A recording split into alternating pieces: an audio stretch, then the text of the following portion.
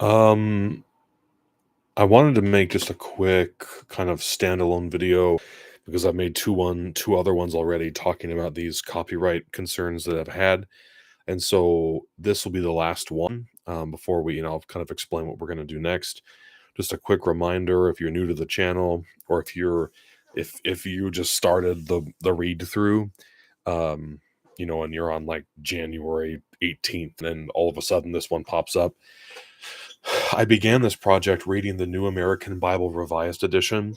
Um, I chose it because it's the one that Catholics hear at Mass. That's the translation that in the United States almost universally is read for the lectionary readings in the liturgy of the Word. That's why I chose that translation. It also reads really nicely. It's beautiful. It's just a really well done, really solid, uh, good translation.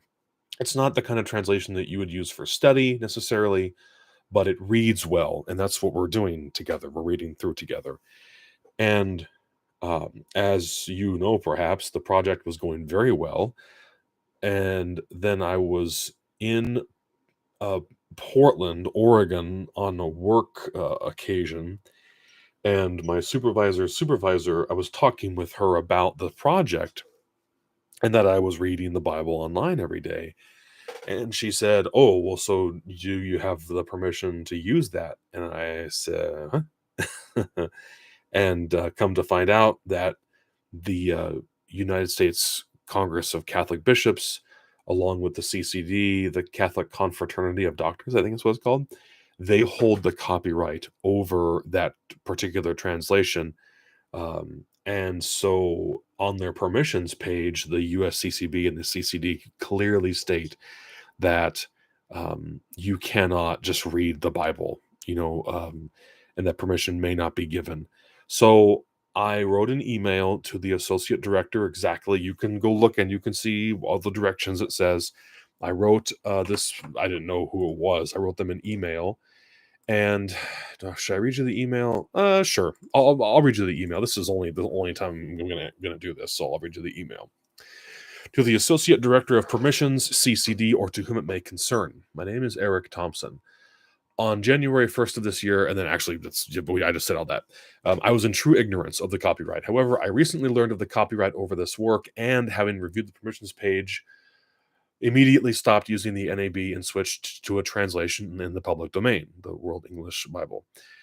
Several members of our small but spirited community have written in and asked me to appeal for your permission to continue and complete this project using the NAB.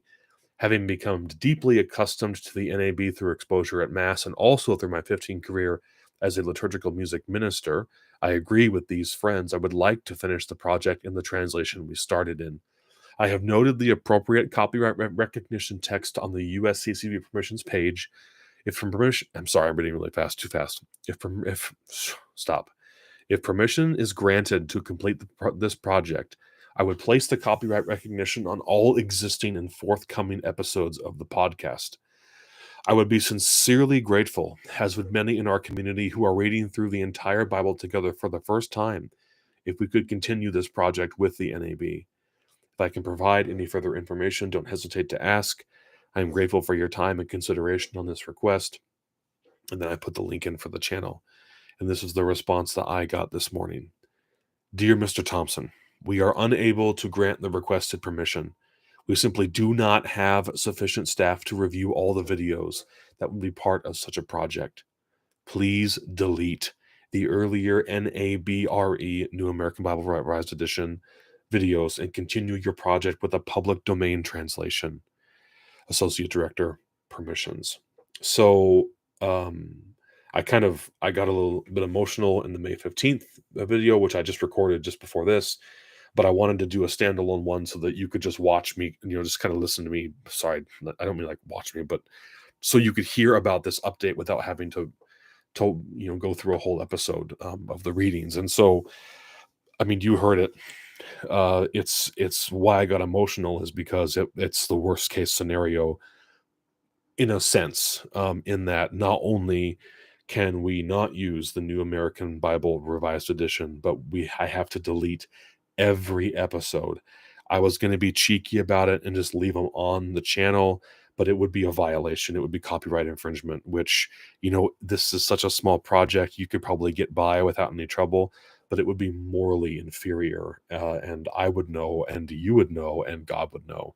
And so, since I work for a major Catholic publisher, obviously I have to remain consistent on this. And so, the only exception I'm going to make, the one and only one, is that I'm gonna leave the videos up on the channel until May 30th, and then the morning of June 1st, I'll delete everything, except for the WEB videos and these ones that are concerning the copyright, so that then we at least we have, like, a record of, like, what happened, why all of a sudden did, 130 videos disappear. That's what's hard for me, as you can imagine, is having put in all that time.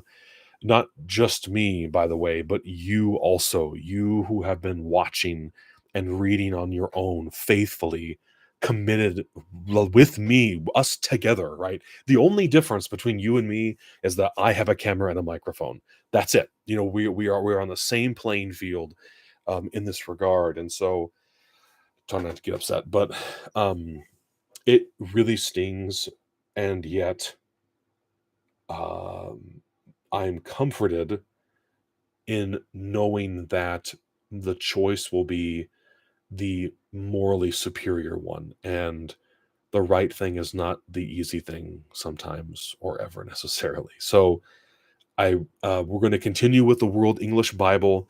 The last piece that I don't know how to answer right now is, what about the rest of the reading? Two or three thoughts, and then we're done. Just try to wrap this up real quick. I'm sorry for rambling on. I visited with Stuart, who had a great idea.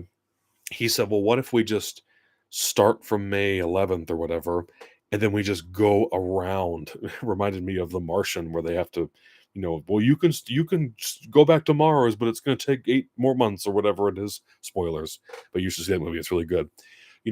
We could just keep going around the horn of New Year's and then finish on May 11th or whatever it is, which that is possible. We do add 5 months onto our commitment, but I really wanted to finish at the end of Revelation. I wanted the last thing we read to be Amen. You know what I mean? Like, the last word that we read in this project is the Amen at the end of the book of Revelation, not to end somewhere in the middle of First Samuel. Nothing wrong with that, right?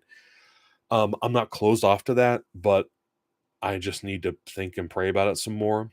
The other option is that I would produce a series of videos. Um, I would produce a series of videos in which I would basically just backfill, so that we would have all of the readings from January 1 to May 10 or whatever it is. Spoiler alert, if I do this, they're not going to look like this. They're probably going to be audio only. There will be no introduction, no prayer time, just, you know, just the readings for January 1. First reading, Genesis 1. I mean, only because just knowing my time, and also, like, making the emotional investment to do it all over again, on top of maintaining the ongoing project. I'm not trying to play victim there. I'm just telling you, like, that's what I think I could do.